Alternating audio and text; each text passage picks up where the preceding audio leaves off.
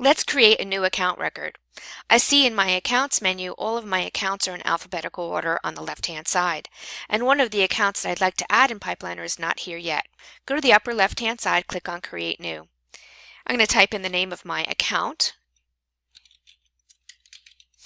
If I have a logo, I'm going to add it here.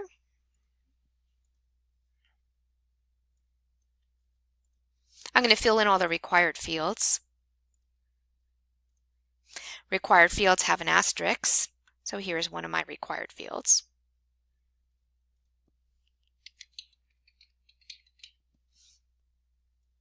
I'd like to have some information about their website. Maybe I have a general email address for them. I'd like to keep track of where they're located, so I want to make sure to put in their address.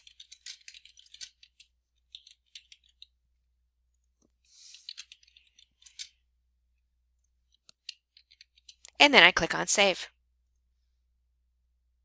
This is the detail page of that account record. You can modify it at any time. Thank you so much for joining me.